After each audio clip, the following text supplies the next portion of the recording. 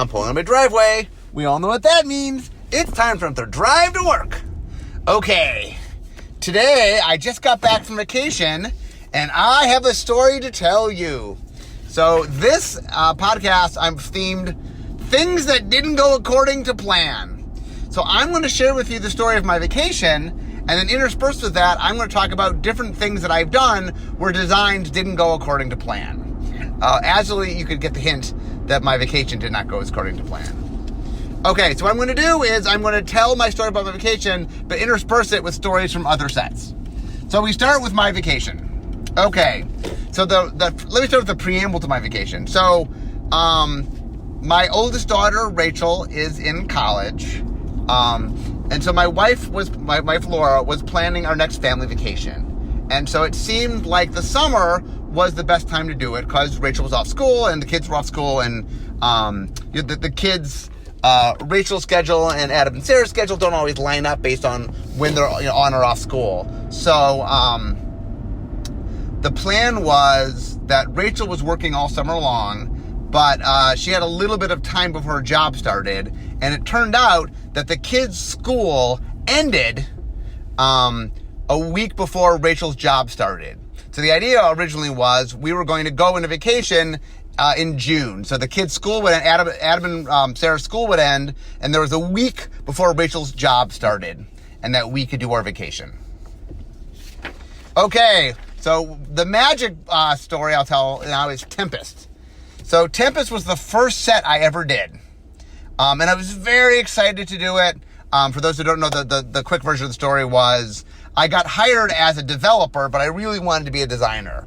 And so I had learned that Richard Garfield had not worked on any magic design since Arabian Nights, and that he is eager to work on something again. And so I went to the powers that be and said, hey, Richard's interested in working on a set. I would love to lead a set. And Richard said he'd work with me. What if I did a set with Richard? And they're like, well, Richard will be on the set. I go, yeah. They go, okay. And they let me pick the rest of my team. I picked Mike Elliott and I picked Charlie Catino, as well as me and Richard. Anyway, we were a bunch of people that had a lot of ideas. Mike and I were both very interested in being designers, that we hadn't yet sort of had a chance to prove ourselves. Richard hadn't worked on anything since Arabian Nights, and Charlie had been on the Mirage team, but hadn't really been on a team since the Mirage team, a design team. So we had a lot of ideas. So much so that when I turned in the original version, it just was overrunning with stuff. And then I was told, you have too much stuff. You have to take stuff out. There's too much stuff here. And so interestingly, the next year's set, which is Urza Saga, both Echo and Cycling were both things that were originally in Tempest. Tempest also had a Poison theme. It was chock full of stuff. And so all the stuff that Tempest ended up being was in Tempest. So it wasn't that we made Shadow, we made Buyback, all the things that ended up being there. But I was just so excited, and I had a team that had so many ideas that when I turned it in originally, it was overrunning. Okay, back to my vacation story. Okay, so we were all set to go on vacation in the beginning of summer. Except, in the winter, I think it was like February, we had what they referred to here as Snowmageddon. We had a giant snowstorm. And the kids were out of school for a whole week. In fact, it started on a Friday. The kids got out of school early on Friday, and we had to drive down to pick them up because it wasn't their normal bus stop. It was like at the bottom of the hill. We live on a hill. And we went to get them, and while we were picking them up, snow started falling, and we almost didn't make it back up the hill. Snow was falling at such a fast rate. But anyway, we made it up the hill. We were stranded at the house for a while. The kids didn't have school.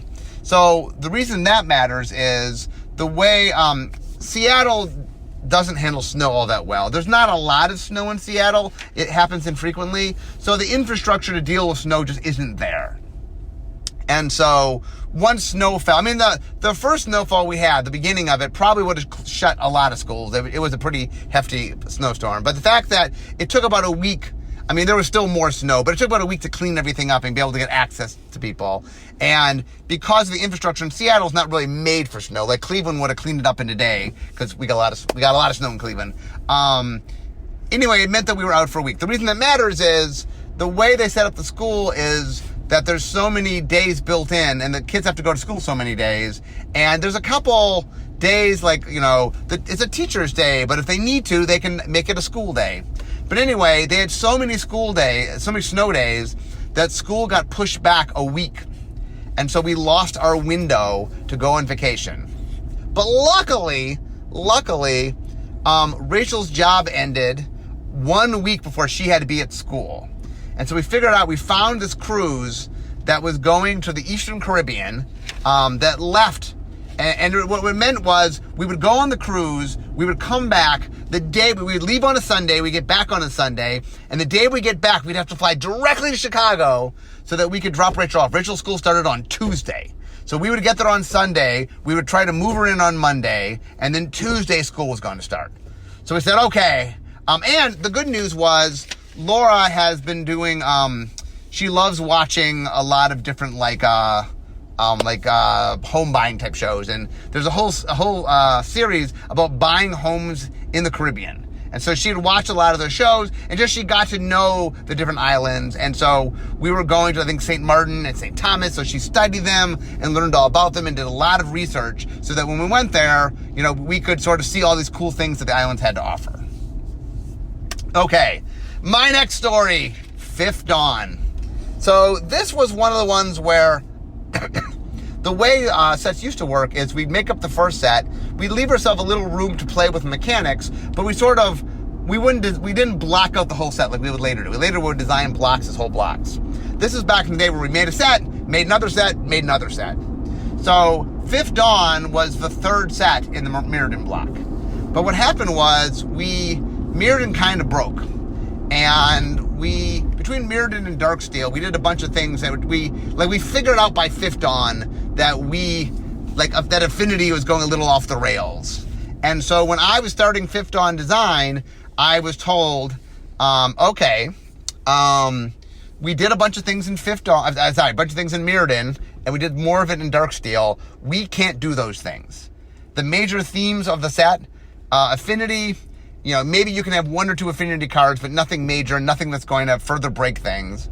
And the whole Artifact Matters theme that was so integral to what the set was, we got to kind of pull back on that. And so we started the set with, okay, you have to make a third set in the Mirrodin block, but try not to do anything. All the themes that Mirrodin was about, none of those, all of those are off limits. And so that was quite the challenge. It was kind of like, we had to feel like we were part of the Mirrodin block, but in a way that wasn't pushing in where all the broken stuff was happening. And so that's what ended us down the path of Sunburst, of the idea of, well, what if we made a turn? This was one of the first sort of sharp turns of a third set, where we said, okay, you've been playing artifact sets, and one of the things about artifact sets is you have a little more freedom with your colors. Well, what if the last set really cares about you playing colors? And in fact, wants you playing as many colors as you can. Now, the way you can tell that we did not plan this ahead of time is, had we done a block planning, we would have been able to sort of seed the things we needed to make this work. You'll notice there's a few things in Darksteel, but there's nothing in Mirrodin. I mean, you can tell by the design of Mirrodin that Mirrodin had no idea this was going to happen, because we literally didn't know it was going to happen. But we found some ways to do things, and we ended up having this little theme about caring about small artifacts we called cogs, which are artifacts that cost one or less. And so we found some ways to play in themes that were matched the tone of Mirrodin, but in places that were a little safer and not quite as problematic. And so Fifth Dawn, really, we had to reinvent sort of how it could be a Mirrodin set in a way that was still an artifact set, but not in a way that was going to cause problems with the other stuff. Okay, back to my vacation story. Okay, so we booked this vacation on the last week of the summer. And like I said, we literally were flying to Chicago because it was so abutting up to the very last week that Rachel, we were going in and out of Florida. Port Canaveral, I think it's our actual port. And we were going to have to go from Orlando to Chicago on Sunday. And like I said, Rachel's school was starting Tuesday. So we'd have a day to move her in. So very little room for error. Okay, so we get on the ship, and the ship has an app. The ship has an app, so it's something that tells you about what's going on, what the schedules are, and one of the functions is it'll also tell you what days you're at sea and what days you're at port. So the very first thing when we get on the ship, we look on and we see a listing of the ports, and it lists different ports. Like we were supposed to go, so the first place we were going to go is a place, which was the island that the ship had. The big thing now for those that don't cruise is in the Caribbean, all the major cruise lines have kind of bought a tiny island and made it their own island, and that one of the stops is you go to their island. So we were going to stop there, and that was still going to happen. But we were supposed to go to St. Thomas and St. Martin, and instead it said Cozumel, which is in Mexico, Costa Maya, I think it was, which is also in Mexico, and someplace in Honduras, I think. I forget the name of the place. But anyway, the Western Caribbean, not the Eastern Caribbean, the Western Caribbean. And we're like, what is going on? And that's when we saw somebody. We'd been standing in line next to a guy named Steve. And Steve walks by, and Steve seemed to be in the know. And he goes, oh, here's what's going on. There's a hurricane, Hurricane Dorian. And the hurricane is scheduled to come hit the Eastern Caribbean. So we're going to go to the Western Caribbean. That's why the ship made a last minute, in order. So one of the things real quickly, so for those who don't know much about hurricanes and cruise ships, hurricanes at their fastest can move maybe 14, 15 miles an hour. The cruise ships can move about 22 miles an hour. So it's actually pretty safe to be on a cruise ship because they have all the systems to monitor weather, and they have the ability to move faster than the weather can move. So they were well aware that there was this. I mean, at the time, I didn't think it was a hurricane. I think it was a tropical storm. But it had the potential to become a hurricane. Obviously, it would become a hurricane. And so they're like, okay, this could be problems. We literally want smooth sailing, so we're going to change our itinerary. And Laura was a bit bummed because she had done a lot of research on the places we were going to go. But like, okay, we want to stay safe. We don't want to go where there's bad weather. So, okay, I guess we got a new itinerary. Okay, next up is the story of Ravnica. So the idea I had with Ravnica was I was trying to be not Invasion. Invasion was 5-color magic. So I decided to be multicolor that was away from 5 colors possible. I came up with the idea of 2-color. So I said, okay, well, what if all 10 2-color combinations show up? And so the very first playtest, I'd come up with hybrid. And so we did a playtest that had all 10 2-color pairs, including hybrid for all the 10 2-color pairs. And it was mind-melting. Like, for example, the number of piles you had to make. We had to make piles for each of the monocolors. You had to make piles for each of the multicolors. You had to make piles for each of the hybrid colors. You had piles for artifacts and lands, maybe. The bare minimum, you were making like 26, 27 piles. It was just... I remember Henry Stern had said to me that he goes, R&D, R&D is a bunch of former pros, right? Good Magic players. And R&D, one second. Let me have some water. Henry said it was the most mind-melting deck build he'd ever done. And that I knew if R&D was having problems building their deck. Like if R&D, we play test with crazy stuff all the time. Like we're fine-tuned to deal with the weird and the different. We couldn't handle it. And so my plan was thrown in awry. Like the idea of doing 10 2-color sets and doing hybrid is just too much. And so we had to come up with a plan. And one second, I apologize. While on the ship, I think I caught a small cold. Okay. So we had to come up with a way to do things differently. And while I'd come up with a 2-color pair idea and pass it along to Brady Dommermuth, who was the creative director, the lead of the creative team, he came back with this idea of the guilds, of what if we represented each group as, like there were factions in the world, and there were 10 factions. And then once I realized that idea, I then pitched the idea of, here's how we solve the problem. let's not do all 10 two-color pairs at once. It's too much. What if we broke them up? And this was beginning, Ravnik was the first block that I led as head designer, and I was really into the idea of block planning, that I wanted to think about how all the sets would work together. So I came up with what I call the pie method, is what if we make something and break it up and divvy it along the whole year? So instead of having all 10 two-color pairs, we would do 4, then 3, then 3. The big set would have 4, 2 small sets would each have 3. And this at the time was considered kind of crazy. Like, I remember there's a lot of talk within development at the time about, was that possible? Was that draftable? How would players handle the idea? Like, oh, look, I love playing, black-green. Oh, good, the first set has black-green in it. But the second and the third set don't have any of it, none of it. Or I love, white-blue. Well, the first set has none of it. The second set has none of it. And only the third set do I get anything. And that was pretty radical, but I said, trust me, let's see if we can make this work. I think we can make this work. Obviously we did. Okay, so we now learn that we are not going to the ports we thought we were going to, but, okay, we're going to make the best of our vacation. Laura, interestingly, had brought a book all about the Eastern Caribbean, and then we were going to the Western Caribbean. So we talked to Steve a little bit. Steve had been to some of these islands, so we got a little bit of some expertise. So you talked to someone who knew the islands. And, but anyway, we're going to make the best of our vacation. Okay, so, I don't know. So we ended up going to their island. We had a lot of fun. There definitely was, there were some storms off in the horizon. We actually, my girls were going to do zip lining, and it got delayed for an hour because there was lightning. So you could see a little hintling of there's some storms in the distance. But we had a great time. They had like a water park there, and we went down the tallest water slide in North America. At least the girls and I did.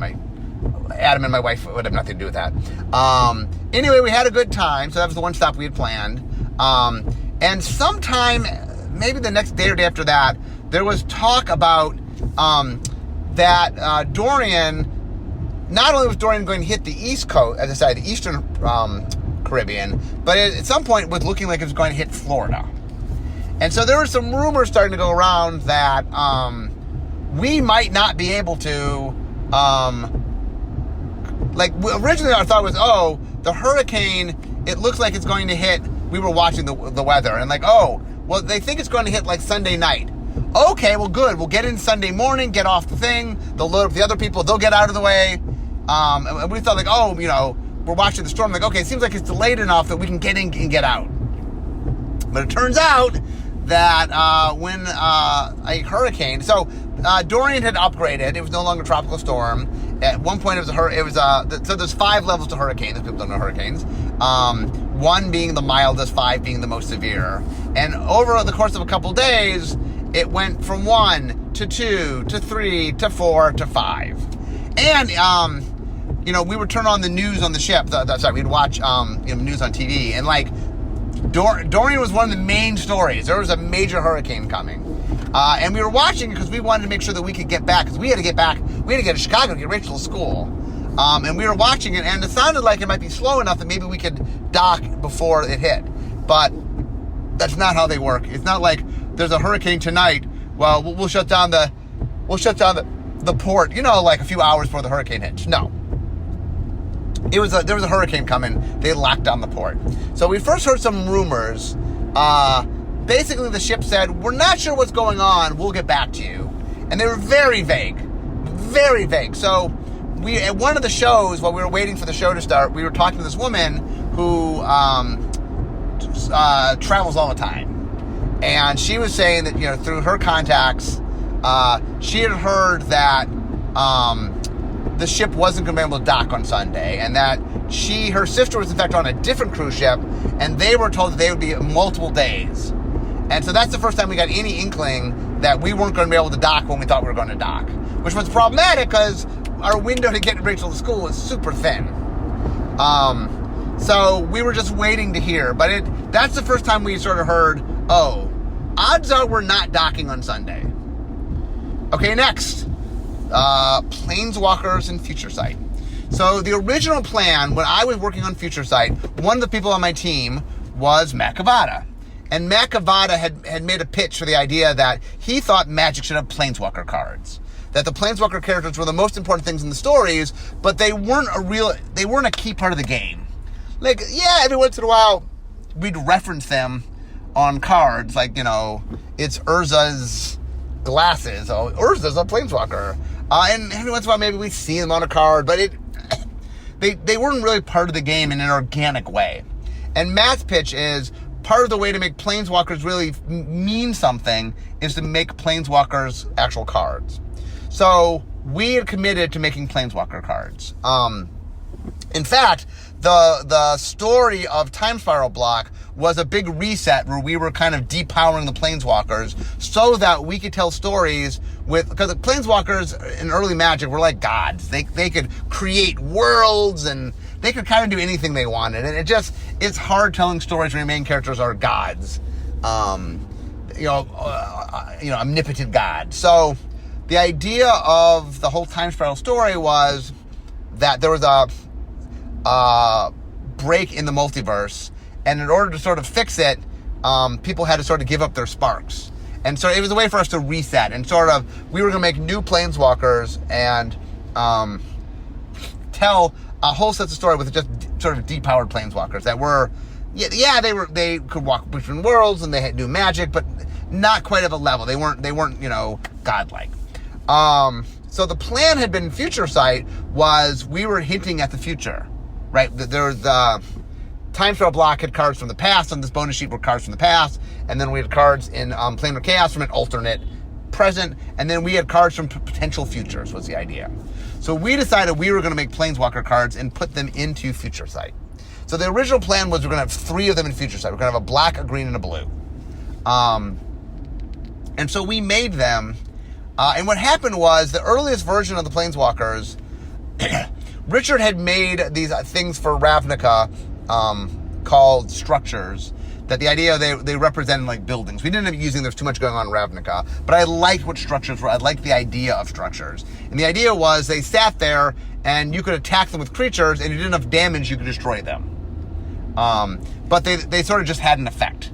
And so I liked that idea, and I brought that idea over to Planeswalkers, and then we wanted the Planeswalkers to have some agency to do something.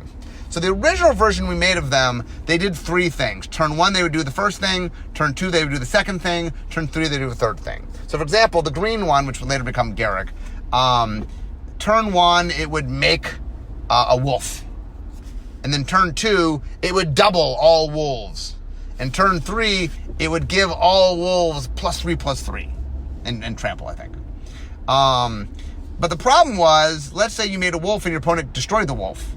Turn 1 to make a wolf. Okay, my opponent, destroys the wolf. Turn 2, I double all wolves, but I don't have any wolves, so it doesn't really do anything. Turn 3, all my wolves get really big, but I have no wolves, so it doesn't do anything. It made them feel kind of dumb. That it's kind of like robots. Like, okay, well, that didn't go according to plan, but my plan's in motion. What can I do to stop my plan now? And we ended up shifting them to a thing in which you could choose what to do with them as the person who controls them, but there was loyalty was being gained and lost such that you had to kind of build up to do the big thing, the ultimate. And so instead of the Planeswalkers kind of naturally building up, we gave you options, but you had this plan to sort of build up to something that you could build up to. Anyway, we did not finish the Planeswalkers in time. We did not think where they were at was right yet, because they were still in the robot form. And so we made the call to drop them and not do them in Future Sight, and work on them and make sure we get them right before we premiere them. And so they ended up premiering in Lorwyn, so the next set. We did on Tarmogoyf. Tarmogoyf cares about the different types of permanents you have in your graveyard. We did reference both Tribal and Planeswalker, which were things that we knew were coming in Lorwyn. So we did hint at Planeswalker as a card type, but we didn't actually have any Planeswalker. So we made the conscious decision of, this is going to be important, we want to do it right, let's spend the time to get it right. And we did. By the way, the robotic Planeswalkers would be the foundation of where we ended up doing Sagas. Sagas, a lot of the the idea came from the thing we liked about that. The problem we had with the Planeswalkers was it made the Planeswalkers not have agency, but a story, like there's just a story. There's an order to the story. So if the story goes awry, well, that's the story. That's how the story goes. Although we were a little more careful in Sagas to try to make sure that if something gets derailed, that it still meant something. But anyway, that was Planeswalkers the Future Sight. Okay. So we heard rumors that we maybe weren't dying. They were very vague early on because they didn't want to tell us until they knew. And then eventually they came back and they said, okay, we're not going to be able to dock on Sunday. We know that we're not going to be able to dock on Sunday. So for sure, we're not going back on Sunday. And they said, okay, we admit to that. We're not going back on Sunday. And so we'll let you know when we think we can dock. So we had access to Wi-Fi. One of the things that I had purchased for my family, knowing my family, was I got us Wi-Fi. For those that don't have teenage children, they cannot live without Wi-Fi. And so, and I knew I wanted to do stuff like get on Blog Talk, and even though I was on vacation, there's a lot of waiting around. Like we did a lot of trivia, and there were shows, and there's a lot of activities. In fact, our days were full of activities. But usually, like go to the place, sit around, get a seat, sit around for 20 minutes, and then do the activity. And so I had a lot of downtime. So I knew that I would like to have the internet, so I could do stuff like answer my blog and stuff. Also, the previews for Throne of Eldraine. I had gone down. Did I do a podcast on that? I don't think I did. Something I will have to do a podcast on. Actually, I don't know whether or not you have heard it before you heard this one or after this one. But we went down and shot a video. I don't think I've yet recorded it. But in the power of me changing the order of things, you might have already heard this podcast. I don't know. But I had to go down to do. I did a video down in LA, and for Throne of Eldraine. I went, and it was Jimmy Wong and Cynthia Shepard. Anyway, there's a whole other podcast all about it that you might have already listened to. That thing was I was supposed to get back on Tuesday night. So my first day back at work was going to be Wednesday, which was, by the way, the first day for my kids' school. That we were going to go. Rachel's going to start her first day on Tuesday. We were leaving on Tuesday after we got her moved in. And then on Wednesday, we'd be back. The kids would start their school, and I would have my first day at work. And that was previews for Throne of Eldraine, the beginning of the previews, the video that we shot. Anyway, I really wanted to see a response to Throne of Eldraine. I'm obviously very happy with Throne of Eldraine. It's very exciting to see when players first get to see stuff. I like to read that. And so anyway, I wanted Wi-Fi. The kids wanted Wi-Fi. We had Wi-Fi. So we had to start making some plans. The problem was we couldn't call anybody. We had Wi-Fi, which meant I could email people and I could text people if I had their phone number. Although the weird thing is, because I was on, the text didn't even work with everybody. I think I had to text people that had iPhones. But anyway, we were limited in who we could contact and how we could contact them. And so, like, our plans had to change. Obviously, we had a flight leaving Seattle going to Chicago. And we had a flight leaving Chicago coming back on Tuesday night. So anyway, we weren't sure what was going on. So the first disarray was we sort of had to make backup plans, but we didn't quite know. Like, if Rachel was going to be late to school, she had to tell her teachers, but we didn't know if she'd be late to school. And if the kids were late to school, we had to tell their teachers. And anyway, so a chaos brewing. Okay, the next set where things didn't go according to plan was Scars of Mirrodin. So, the original plan for Scars of Mirrodin was it was going to be new Phyrexia. And it was all about coming to this world where the Phyrexians had taken over. And only at the end of the block, in sort of a Planet of the Apes style moment, did you realize that it's Mirrodin. Oh no, it's Mirrodin. That was the plan. I had a lot of problems. There was a lot, I was trying to bring the Phyrexians to life, and I did a lot of cool things, but I didn't understand where the block was going. Like, I felt like we were beginning at the end of the story. Like, where do you go? And I was trying to do the block planning, and I really was having trouble. In fact, so much so that I've done a whole podcast on this, but I had a meeting with Bill where Bill was like, if things don't shape up, I'm going to replace you as the lead of the set. Things just aren't working. But Bill gave me this pep talk. He goes, but I know you can do it. You know, you're the best we got. You can do this. You know, and so that's when I went off and I said, hey, I think we're doing the wrong story. I said, I think we had this really interesting story where a world the players know changes to, the bad guys come and take over the world. That seems really cool. Why are we starting after all the cool stuff? Like, why are we starting with it all over? Let's come to Mirrodin, because when we had been in original Mirrodin, we'd actually planted the seeds that the Phyrexians were there. We had planned for this to become New Phyrexia. But I said, you know what's the cool part? Let's go back to Mirrodin and see the Phyrexians take over Mirrodin. And I pitched this to Bill. Bill came up with the idea of, well, what if we don't know? What if there's a war? We get back to Mirrodin, we realize the Phyrexians are there. The middle set's a war. I pitched the idea that we watched it fall, and Bill was like, well, what if the third set we didn't know the outcome? And we said it's one of two different things. And so the way Scars Mirrodin worked was there's Scars Mirrodin, then Mirrodin besieged, there was a war, and then either it was going to be New Phyrexia because the Phyrexians won, or it's going to be Mirrodin Pure because Mirrodin won. And we didn't tell anybody. We actually advertised. When stores bought the set, we're like, well, either it's this or that. We're not telling you which it is. And stores bought it not knowing which set it was. Now, given it's a Magic set and stores buy all the Magic sets, so it wasn't a crazy ask. But anyway, we made a major switch in what we were doing because I realized that just the path we were going down wasn't the right path. And I came back with a completely different path. And it ended up being a really cool path and made for Mirrodin Prestige was one of our first pre-releases that had this whole gimmick to it where you picked a side and there were different boosters, and it really allowed us to reinvent and Scars of Mirrodin is the start of the 5th age of design, where we really started thinking about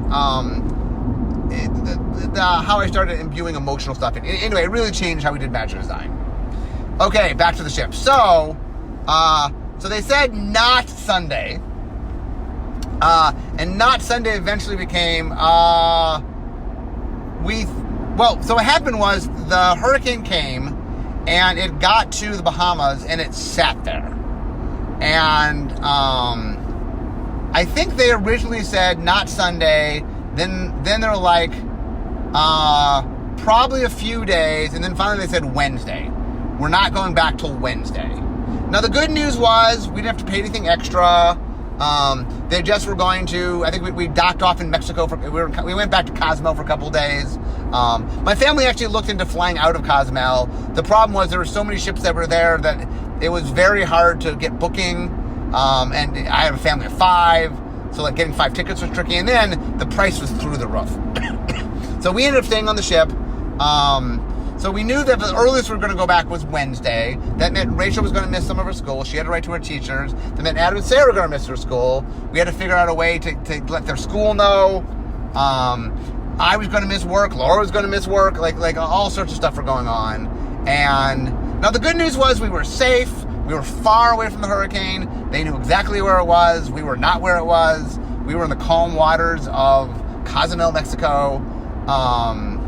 But there was a lot of stress and not quite knowing where things were. And we had packed for 10 days. We didn't pack for longer than 10 days. So we ended up having to do some laundry. And the kids, like Adam has some medication. And, you know, I had medication. In fact, numerous had medication that we had only brought a certain number of days worth of medication. And trying to figure out what we do with that. And luckily for Adam, I brought a little bit extra. But I had brought extra of mine.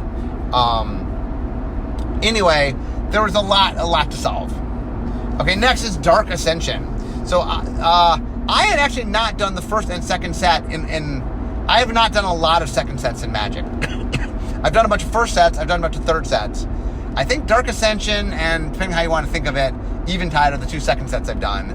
But traditional second sets, meaning the winter set, I think Dark Ascension is the only one I've ever done. So the idea was I'd wanted to do the year after Innistrad was going to be, what was it? It was Return to Ravnica. Ken Nagel was going to lead Return to Ravnica, so it allowed me to do back-to-back sets. So Dark Ascension, I was really into the story of the humans falling prey to the monsters, because that was like, it started in Innistrad, things were bad. The monsters were attacking the humans were in trouble. And Dark Ascension had to be, the humans were on the brink of extinction. So I spent a lot of time and energy sort of making mechanics that played up how dire it was for the humans. And at one point, my lead developer, Tom Lapilli, came to me and said, look, I get that you're playing up this idea of the humans, and I know they're the main characters from a story standpoint, but the set wants to be about something, not about something, and the selling point of the set can't be humans are in trouble. And he made me realize that I wasn't thinking about, I was trying to match the story and the tone of the story, but I said, it's right. What's the selling point of the set? What makes you excited for the set? And so what I realized was, well, if humans are in trouble, that meant who's in power? The monsters. So Dark Ascension, I switched and said, monsters are awesome. Look how powerful the monsters are. That's when I came up with Undying. So it really meant to switch of how to think about the set rather than the set just being, humans are in trouble, to the idea of monsters rule. And yes, that meant the humans were in trouble, but it really made a focus of, let's make some cool monsters. Why do I want to buy this set? Because there's awesome, powerful monsters. Now the humans, if you like humans are in trouble. But guess what? There's a set coming later called Avacyn Restored where the humans got to win the day. You like humans, we'll get you there. Okay, so back to the ship. So we had to scramble a lot. And also we had to sort of tell people that we were late. And the other thing, when you tell people we're trapped by the hurricane, people seem to think you're in the hurricane. Like our ship was like trapped in the middle of the hurricane. Never were. We're nowhere near the hurricane. They're very smart. They know where the hurricane is. They stay away from the hurricane. The ships, there's a lot. The people who are the captain and everybody, like, they spend a lot of time understanding the weather patterns. That's a very important part of their job. In fact, they stay away even where, like, it's rainy somewhere if they can. They like to stay in clear, open skies and not rough seas and stuff. So anyway, we start hearing, like, every day we're watching the news, and Hurricane Dorian is just not moving. I remember there was like 1 or 2 days where it was going under 1 mile an hour. And like, this isn't good. If I can walk faster than the hurricane, and it stayed on the Bahamas, for those who remember this story, it stayed on the Bahamas. So like, the Bahamas were just getting pummeled by a Category 5 hurricane, and it just wasn't moving. So for the sake of Bahamas, and the sake of us, we're like, come on, hurricane, let's get going. But it's clear the hurricane was not going anywhere. And like I said, they had picked up more food and stuff. Of places to be trapped during a hurricane, a luxury cruise is not a horrible place. There are a lot of logistical things to figure out. We didn't have clean clothes and medicine and stuff like that. So there was things we had to figure out. But in general, we had gourmet meals and we had activities. And anyway, it was a lot of fun. I actually proposed some activities. They were running out of things to do because they'd run through other neural activities. And so I actually proposed a game or two they actually did. Anyway.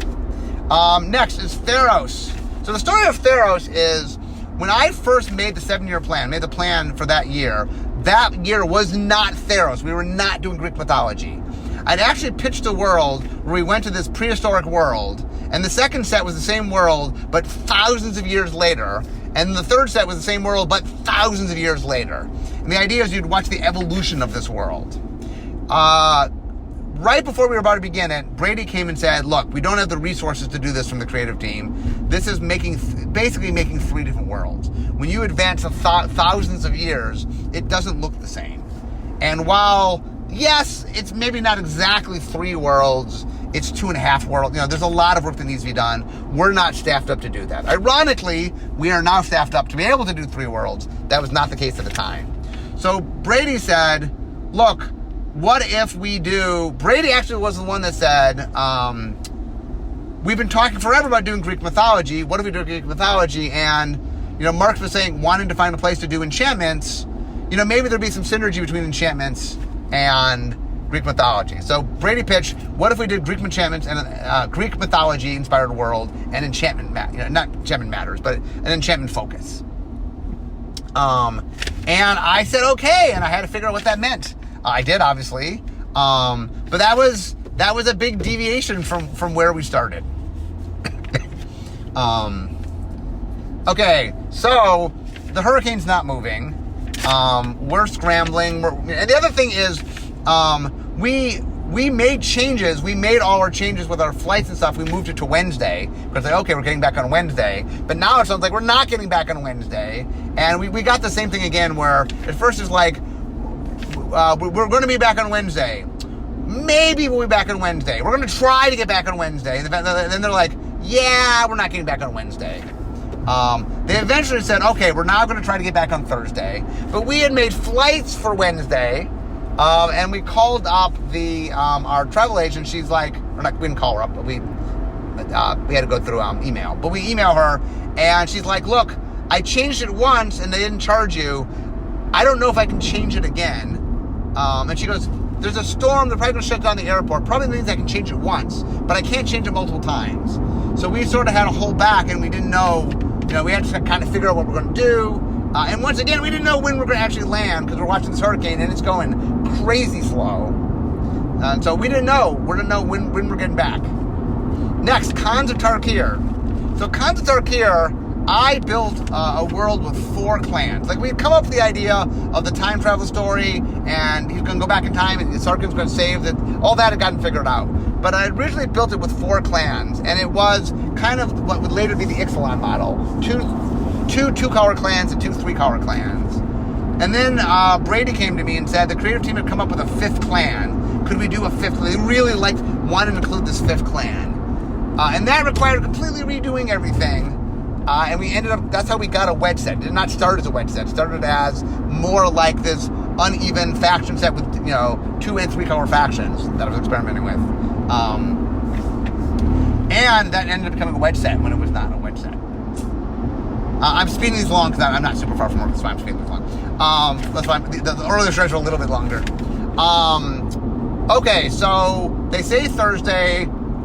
We communicate with and there's a flight, the late flight Thursday at 3 o'clock. Oh, so the thing we had figured out was we still needed to get Rachel to college.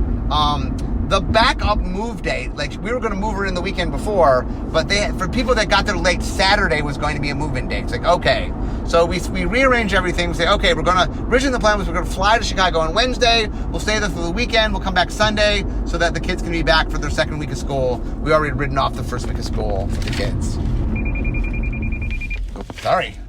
I'm fine. There's a little water there. My car slid a little bit, but I'm okay. That's why you heard. For those that think I'm in the studio, I'm not.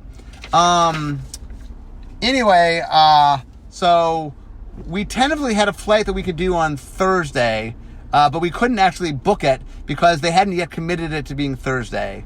But we were planning to go to Chicago, and it just was a matter of when we got to the airport. The problem was if we booked too late, we'd miss the window of getting the flight because, the airport had shut down because of the hurricane. So getting flights was tricky because everything was filling up. And so we didn't know, we didn't want to miss the flight on Thursday. But if we got delayed and didn't end up on Thursday, then we would have to pay money to change our flight. And so we were figuring through that. Okay, next, Ixalan. So Ixalan, I've told the story, but the quick version of it is I was planning to use a mechanic that Richard had made. Richard made a mechanic in Vampire the Eternal Struggle called the Edge, which it was something that only one person had, and that you could take it from other players, then you had it. And it gave you special abilities in the game. So we were planning I wanted to use the Edge mechanic. When they first pitched Ixalan, they pitched it as a 2-sided faction. I said, change it to a 3-sided faction, and let's fight over resources, and I'll use an Edge mechanic. But then Sean Main ended up making the Monarch for Conspiracy Take the Crown. He didn't have a good backup. And even though I thought we could make it work, I'd done some pre-testing and it worked well. I thought we could use it in Ixalan. Aaron ended up making the call that we were going to do it in Conspiracy. So I started Ixalan design with everything I'd planned, everything I'd done in Exploratory had been thrown out of the window because Conspiracy Take the Crown was going to use the Monarch mechanic. I couldn't use the Edge. And so in Ixalan, we ended up adding a 4th faction, and then I modeled it after the way I had originally done Khans with 2 2-color factions and 2 3-color factions. I realized that there were going to be dinosaurs and there were going to be pirates, which both were exciting things that were new. So I came up with the idea of doing something tribal. And so that set was completely made on the fly. Everything we had planned, a lot of it had gone out the window. And so we had to revamp a lot of things. I had to move things early on. I think the dinosaurs weren't in a 3-color faction. And so we had to move them because the idea of having factions of different size colors was, well, 2 of them were new and different and 2 of them we had done before. So we moved the exciting, sort of the ones you'd never seen before, into the 3-color factions, give you more options of how to play dinosaurs and how to play pirates. But that was Ixalan. So anyway, finally, late like Wednesday, they commit to Thursday. And they didn't know whether we'd get in early on Thursday or late on Thursday. Like they said, somewhere between 6 a.m. and noon. So we booked the latest flight, which was 3 p.m. out of Orlando, saying, okay, we don't want to miss the flight because we don't have a lot of time. We got to move Rach. We got to get there. So we booked the latest flight. It turns out we actually booked at like 7 a.m. We got to the airport super early. In fact, we couldn't even sign in for our flight because you can only sign in 4 hours before your flight. And we got there like 4 hours and 20 minutes before our flight. So we actually had to wait like 20 minutes to even get our tickets. But we did that, and we managed to actually, on Thursday, 4 days, we were supposed to get in on Sunday. We ended up getting on Thursday. So our 7-day cruise turned into an 11-day cruise. We had a great time. It was a lot of fun, but there was a lot of stress there. But we finally got back. My final story is about War of the Spark. Originally, we had planned, it was an event set. I had this idea of playing a game that got overlapped on top of what you were doing. It's called Skirmish. And the idea was kind of like this tug-of-war game where there are certain things you could do to pull toward your direction. And if you ever got all the way to the end, then you would score the skirmish and get a reward. And anyway, we played with that. So the design for War of the Spark was 6 months. This was back when it was milk and cookies. Anyway, and I think we were like 3 months in before I had Audible and say, okay, I think this might communicate war. It was not communicating Planeswalkers, because my whole talk was Planeswalker War. I had made Planeswalker War, and what the audience was expecting was Planeswalker War. And so we made the Audible to change it, and that's when we started figuring out how do we get lots of Planeswalkers in. So that was midway through, we completely changed it.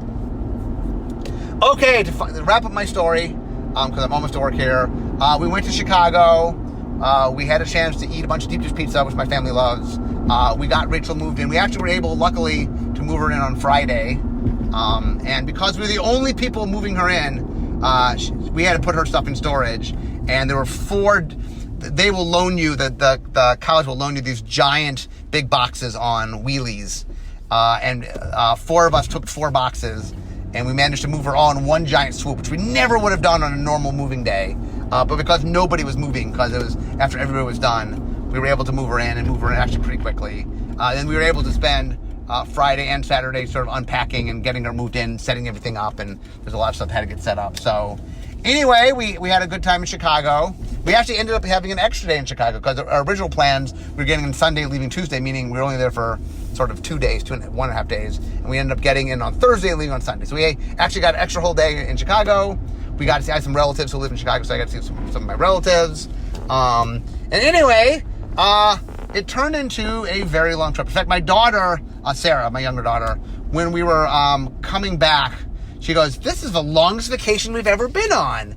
And she's like, "I enjoyed it, but it was a little long." And I go, "Well, yeah, it was a little long. It wasn't quite planned that way."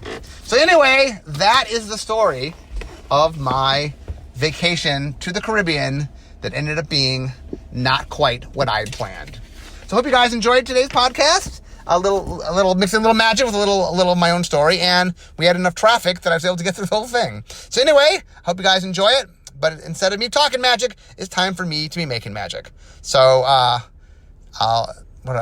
shutting my own ending. Anyway, instead of talking magic, it's time to be making magic. So see you guys next time. Bye-bye.